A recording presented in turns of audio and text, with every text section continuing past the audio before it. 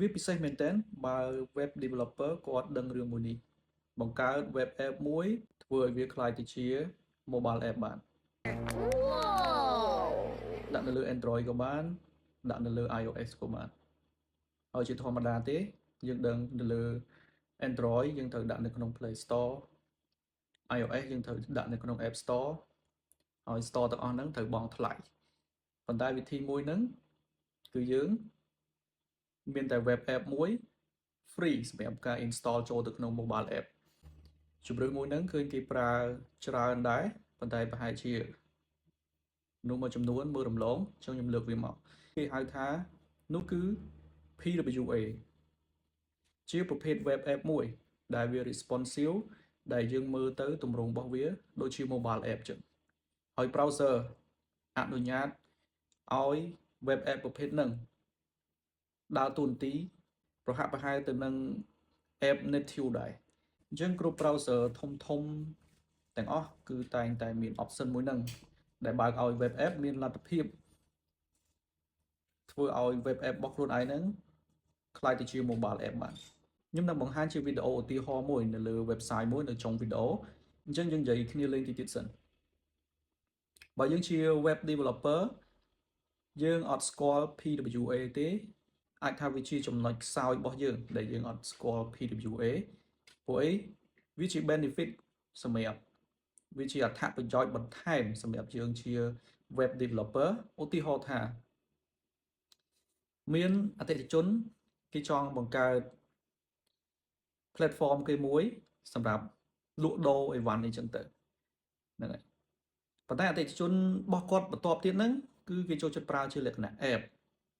ហ្នឹងហើយគេមករកយើងឲ្យជួយ build ឲ្យហើយគេថាពិភាក្សាមួយយើងយកយើងជាទីប្រឹក្សា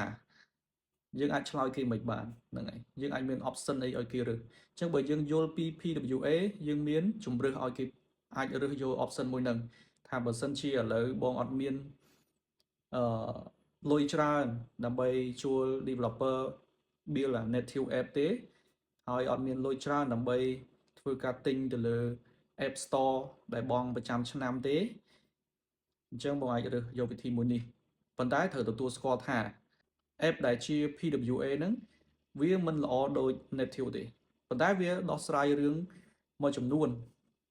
អាចទៅរួចបើសិនជា user ធម្មតាហើយ app យើងវារៀងធម្មតាដែរប្រហែលជា user ហ្នឹងមិនចាប់អារម្មណ៍ផងមើលមិនដឹងផងថា app ហ្នឹងជា native ឬក៏ app ហ្នឹងជា web app ហ្នឹងសម្រាប់ developer សម្រាប់អ្នក business វិញសម្រាប់អ្នករកស៊ីវិញពេលដែលគាត់ទៅនិយាយជាមួយនឹង developer បើសិនជាគាត់បានដឹងអំពី PWA ហ្នឹងគាត់អាចនិយាយទៅកាន់ developer ច្បាស់តែម្ដងហ្នឹងហើយអញ្ចឹងគឺគាត់អាចបាន benefit ពីរឿងមួយហ្នឹងដែរចុះបើគាត់ទៅនិយាយជាមួយ developer ដែលអត់ស្គាល់ឬក៏ចង់កេងប្រវ័ញ្ចការងាររបស់គាត់មួយចំនួនគាត់សឹងទៅថាមិនត្រូវការទិញ App Store ទិញ Play Store ដើម្បីដាក់ native app ទេគាត់គ្រាន់តែចង់ប្រើប្រាស់ការងារសាមញ្ញធម្មតាតែគាត់ចង់ឲ្យមាន app ហើយ developer នោះ recommend គាត់ទៅលើ native app អញ្ចឹងធ្វើឲ្យគាត់មានការខាតសម្រាប់អ្នក business សម្រាប់អ្នករកស៊ីបើយល់ពីអានឹងខ្លះក៏យើងមាន benefit ដែរយើងមានអត្ថប្រយោជន៍បន្ថែមដែរអញ្ចឹងយើងទៅមើលឧទាហរណ៍ទាំងអស់គ្នាបាទអ្នកទាំងអស់គ្នាអញ្ចឹងខ្ញុំប្រើប្រាស់ website មួយនេះជាឧទាហរណ៍ដោយសារខ្ញុំសង្កេតឃើញថាគាត់បានប្រើប្រាស់នៅមុខងារ PWA អញ្ចឹង website នេះគឺជា website Virid ហ្នឹងហើយសម្រាប់គាត់អានសៀវភៅឲ្យស្ដាប់ហើយខ្ញុំចាប់អារម្មណ៍ឃើញថាទី1ការ design របស់គាត់គឺ responsive ពេលដែលយើងចូលជា desktop version យើងឃើញបែបផ្សេងហើយពេលដែលយើងបើកជា mobile app យើងឃើញវាស្តៀងទៅនឹង mobile app ចឹងហ្នឹងហើយអញ្ចឹងគឺ responsive ល្អ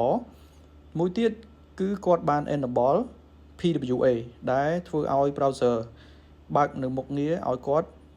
ដំណើរការឲ្យ app ហ្នឹងដំណើរការដូចជា app ចឹងអញ្ចឹងយើងធ្វើម៉េចបើនៅលើ iPhone ឥឡូវនៅលើ Android ក៏វាមាន option អញ្ចឹងដូចគ្នាដែរគឺយើងអាចធ្វើអញ្ចេះបានយើងចុចសញ្ញាឡើងនេះមកហើយយើង add វាទៅ home screen ទៅហ្នឹងហើយយើងដាក់ឈ្មោះទៅហ្នឹងហើយអូខេឥឡូវខ្ញុំ add វាហើយណា app មួយនេះ Virid ឃើញទេអ្វីឈ្មោះដែលយើងបានដាក់មិញអញ្ចឹងខ្ញុំបើក app ហ្នឹងមក អ្នកទាំងអស់គ្នាឃើញហើយនេះថាវាដំណើរការដូច app ចឹងយើងអត់មានឃើញជាបែបនេះទេឃើញ wrap ដែលវាមាន URL មាន tool ផ្សេងដែល wrap ដែល browser wrap ពីលើអញ្ចឹងយើងមកមើល app នេះវិញនឹងហើយគេហៅថា PWA អញ្ចឹងខ្ញុំបិទវាវិញខ្ញុំបិទទាំងអស់អូខេពេលដែលខ្ញុំចង់បើក app នឹងប្រើប្រាស់វិញយើងឃើញហ៎វាដូច app ចឹងដូច app ផ្សេងចឹងអញ្ចឹងយើងចុចលើ app នឹងមកឃើញអត់ប្រើប្រាស់ដូច app មែនតើអញ្ចឹង Virit ហ្នឹងគាត់ឆ្លាតដោយមុខងាររបស់គាត់តែប៉ុណ្ណឹងគឺគាត់សម្រេចចិត្តមិនបាច់អស់ថ្លៃ App Store មិនបាច់អស់ថ្លៃ Play Store មិនបាច់ខ្វាយខ្វល់រឿងជួល developer native app ដើម្បី build គឺគាត់អាច run business គាត់បានហ្នឹងហើយអញ្ចឹងគាត់គ្រាន់តែបញ្យល់ទៅ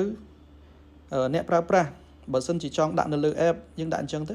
ហ្នឹងហើយទាញមកមាន logo មួយមាន icon មួយដើម្បីចុចទៅចូលទៅដល់ប្រើប្រាស់យកមកហ្នឹងហើយយើង log in ចូលប្រើប្រាស់បានធម្មតាអញ្ចឹងជាឧទាហរណ៍ប៉ុណ្ណឹងហើយនឹងមាន website ផ្សេងទៀតហើយនឹងមានអនាគត website ក្រោយទៀតដែលគេនឹងជ្រើសរើសយកវិធីហ្នឹងហើយយើងជា web developer យើងគួរតែយល់មួយទៀតអ្នកដែលធ្វើ business ចង់បាន app ចង់បានអីគឺគួរតែយល់ពីអាហ្នឹងខ្លះដែរដើម្បីកុំឲ្យ developer ដែលឲ្យយោបល់មកយើងហ្នឹងចេះតែថាអូខេអរគុណច្រើន